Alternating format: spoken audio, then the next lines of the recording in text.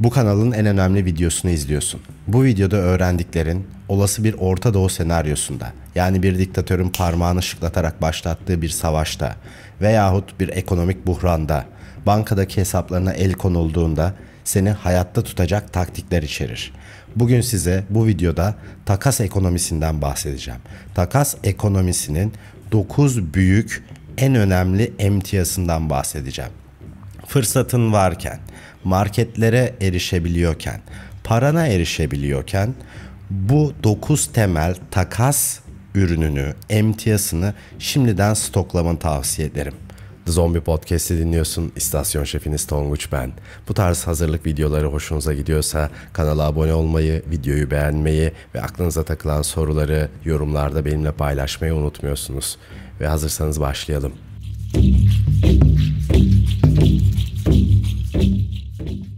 Birinci ürünümüz tuz. Patates kızartmalarına serpiştirdiğiniz o mütevazi kristal, takas ekonomisinde en iyi dostlarınızdan biri olabilir. Bu sadece yiyeceklerin daha lezzetli olması nedeniyle değil, tuz binlerce yıldır insan uygarlığının temel taşlarından biri olduğu içindir. Özellikle buzdolabının sadece bir anı olarak kalabileceği zamanlarda tuz stoklamak, taze yiyecek ile bozulmuş yiyecek arasındaki farkı yaratır. Tarihsel olarak tuz o kadar değerliydi ki para olarak kullanılırdı. Roma askerlerine bazen maaşları tuzla ödenirdi. Tuz aynı zamanda çok yönlü bir ticaret malıdır. Tuzla temel hizmetleri veya diğer kıt kaynakları takas ettiğinizi hayal edin. Ayrıca tuz sağlığımız için de hayati öneme sahiptir. Vücutta sıvı dengesini, kan basıncının düzenlenmesine yardımcı olur. Bu da onu bir lüks değil, bir gereklilik yapar. Tuz sadece yemek için değil, hayatta kalmak için bir maldır. Şeker. Geleneksel para birimlerinin çöktüğü bir dünyada şeker sadece tatlı bir ikram değil, kritik bir mal haline gelir. Bu kristal karbonat sadece bir dokunuş tatlılık katmak için değil, aynı zamanda kalori ve enerji sağlamak için de önemlidir. Yiyeceklerin kıt olabileceği bu zamanlarda kaloriler hayatta kalmak için vazgeçilmezdir. Temel mutfak kullanımının ötesinde şekerlerin dikkat çekici koruyucu özellikleri vardır. Meyvelerin raf ömrünü reçeller ve konserveler yoluyla uzatabilir ve sebzelerin turşu yapılmasında kullanılabilir.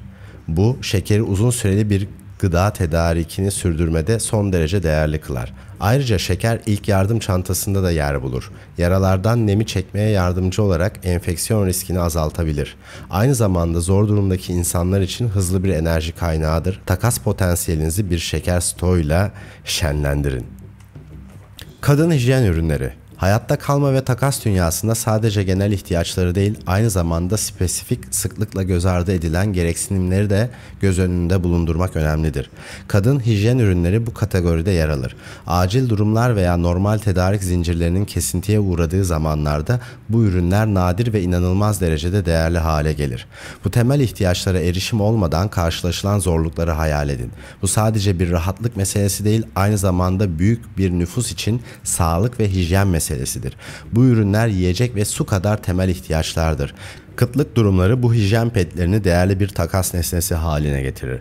Ayrıca kadın hijyen ürünlerinin çok yönlülüğü onları amaçlanan kullanımının ötesinde daha değerli kılar. Örneğin hijyenik petler yüksek emicilikleri sayesinde yara sarmak gibi ilk yardım amaçlı kullanılabilir. Bu yüzden hayatta kalma stoklarınızı planlarken veya takas ürünleri düşünürken temel ihtiyaçların ötesine geçin. Kadın hijyen ürünlerini saklamak ticarette pazarlık gücünüzü önemli ölçüde arttırabilir. Temel kişisel bakım ürünlerinin ticaret gücünü asla küçümsemeyin. Kahve.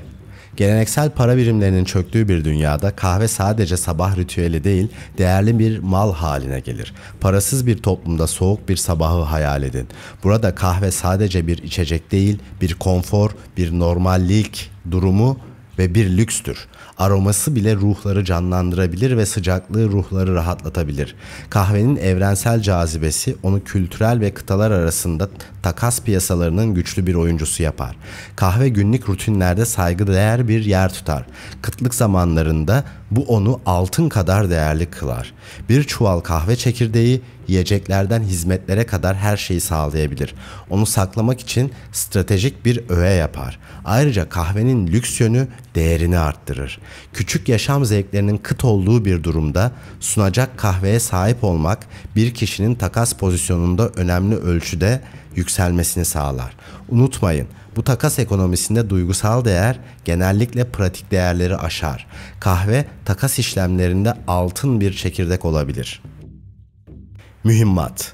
Bu kısım Türkiye'ye çok özgü değil. Kimsenin büyük mühimmatları yok ama geleneksel para birimlerinin gazete kağıdına dönüşebileceği bir dünyada mühimmat sadece avlanma ve korunma amaçlı olmakla kalmaz, aynı zamanda başlıca bir ticaret malı haline gelir. Kendi güvenliğinizi sağlamak veya diğer ihtiyaçlar için takas yapmak iyi bir mühimmat stoğunun değerini arttırır. Şimdi hayatta kalmanın temel unsurlarını düşünün. Yiyecek, su, güvenlik. Mühimmat en az 2 tanesinde kritik rol oynar. Avcılar için vahşi doğada yiyecek elde etmenin anahtarıdır. Herkes için belirsiz zamanlarda güvenliği sağlamak için temel bir bileşendir. Ayrıca mühimmatın raf ömrü ve sürekli talebi onu yüksek değerli bir ticaret malı yapar. Kompakt ve kolay depolanabilir. Ancak bir ticaretteki değeri çok büyük olabilir. İster tıbbi malzemelerle, ister gerekli aletlerle takas edin, mühimmat takas piyasasında büyük bir değer taşır.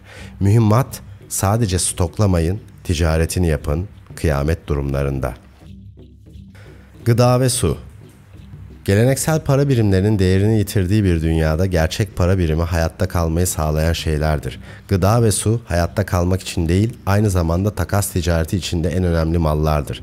En yüksek barter değerine sahip gıda ve su ürünlerine bakalım. Gıda ile başlamak gerekirse odak noktası dayanıklı gıdalardır. Konserve yiyecekler, kuru meyveler, kuru yemişler, pirinç, mercimek gibi tahılları düşünün. Bu ürünler sadece uzun ömürlü olmakla kalmaz, aynı zamanda zor durumlarda enerji seviyelerini korumak için gerekli besin maddeleriyle doludur. Suya gelince mesele sadece tedarik değil, aynı zamanda saf olduğundan emin olmaktır. Su arıtma tabletleri, taşınabilir filtreler, hatta basit kaynatma teknikleri vazgeçilmez hale gelir. Bu ürünler sadece kişisel kullanım için değil, takas altınıdır. Çünkü herkesin hayatta kalmak için temiz suya ihtiyacı vardır. Bu hayati önemdeki ürünleri takas etmek, bir post apokaliptik dünyada hayatta kalmak ile sadece hayatta kalmamak arasındaki farktır. Hayatta kalmak durumunda bu ürünler altın değerindedir. Çok amaçlı el aletleri. Bir dünyada bir ürünü hem konserve açacağı, bıçak, tornavida ve daha fazlasına dönüştürebileceğinizi hayal edin. Hepsi cebinizde rahatça taşınabilir. Bu çok amaçlı aletlerin büyüsüdür. İsviçre çakısı veya Leatherman gibi. Bu gibi kompakt ama sağlam aletler elinizdeki çok yönlülüğün simgesidir. Takas ekonomisinde bir ürünün değeri doğrudan onun faydası ve gerekliliği ile ilişkilidir. Çok amaçlı aletler bu açıdan birer harikadır. İster bozuk bir radyoyu tamir etmek, ister konserve açmak veya bir sığınakta küçük onarım yapmaklar olsun. Bu aletler vazgeçilmezdir. Bir bütün alet kutusunu tek başına taşınabilir birime sığdırabilirsiniz.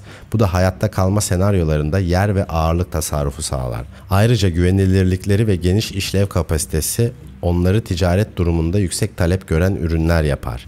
İnsanlar her zaman aletlere ihtiyaç duyar ve neredeyse her şeyi yapabilen bir alete sahip olmak, sahip olunması gereken bir pazarlık kozudur. Bir alet, birden fazla kullanım ve sonsuz takas olasılıkları. Piller. Düzenli güç kaynaklarının bir fırtına içerisindeki sakin bir gün kadar nadir olabileceği bir dünyada pillerin önemi asla unutulmamalı. Elektrik şebekesinin devre dışı kaldığı bir senaryoyu hayal edin. Elektrik yok, ışık yok, temel cihazlar için güç yok. İşte burada devreye piller girer. Sadece bir güç kaynağı olarak değil, aynı zamanda hayati bir ticaret malı olarak. Fenerleri çalıştıran küçük AA pillerden haberleşme ekipmanlarını çalışır durumda tutan daha büyük araba pillerine kadar piller vazgeçilmezdir. Hayatta kalma için gerekli cihazların çalışmasını sağlar, sizi bilgilendirir, güvende tutar ve işler durumda kalmanızı sağlar. İster bir radyo, bir fener veya taşınabilir bir fan olsun. Piller hayatın bir derece normal devam etmesini sağlar. Ayrıca pillerin çok yönlülüğü onları birinci sınıf bir takas ürünü yapar. Hemen hemen herkesin ihtiyacı vardır. Evini aydınlatmaya çalışan bir aileden tutun da GPS cihazını şarj etmeye çalışan bir gezgine kadar. Gücün kıt olduğu zamanlarda piller sıcak bir ticaret malı olur.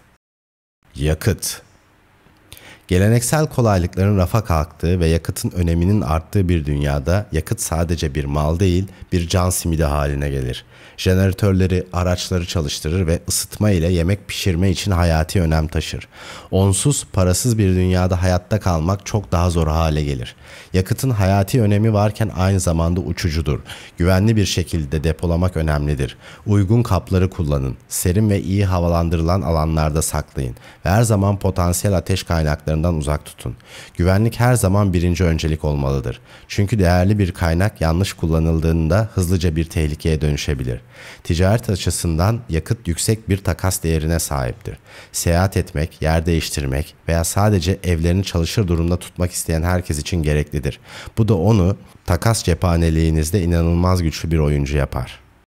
Toparlayacak olursak, bahsettiğimiz 9 temel takas ürününü gözden geçirelim. Tuz ve şekerle başlayalım. Bu ürünler sadece yemek pişirme için değil, aynı zamanda koruma, tatlandırma için de önemlidir. Bu da onları her barter senaryosunda yüksek değerli ürünler yapar.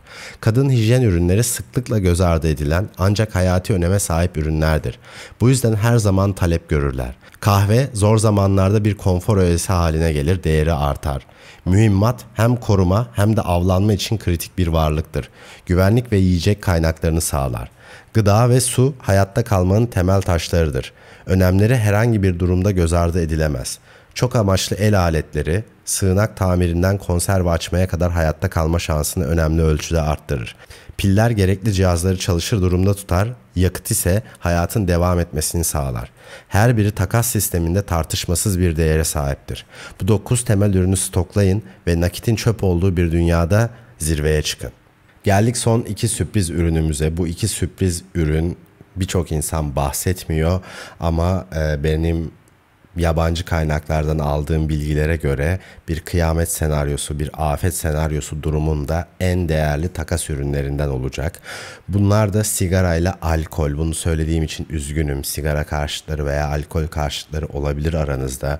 Bu takas ürünlerini kendiniz tüketmek zorunda değilsiniz ama imkanınız olduğunda bir karton, 2 karton köşeye pahalı sigaralardan, 3 şişe, 5 şişe belki pahalı içkilerden koyabilirsiniz. İçkilerin raf ömrü çok uzundur. Sigaraların nem almaması için özel paketlere sarabilirsiniz. Nemsiz bir ortamda saklayabilirsiniz. Herhangi bir afet durumunda çok yüksek değere sahip olacakları için bir şişe viski şu an 1000 liraysa bu tarihte, o zaman 10.000 lira değerinde, şu anki değerde bir takas yapabilir hale gelirsiniz bir şişe viskiyle veya bir paket sigarayla 100 tane mühimmat alabilirsiniz. Yani bir telsizle bir paket sigarayı takas edebilirsiniz. Gıda ile takas edebilirsiniz. O yüzden en değerli, bunların ötesinde 2 takas ürünü en hızlı el değiştiren sigara ve alkoldür. Bu sürpriz de videonun sonuna kadar beni izleyenlere gelsin. Kendinize iyi bakın. Sonraki videolarda görüşmek üzere. Hoşça kalın.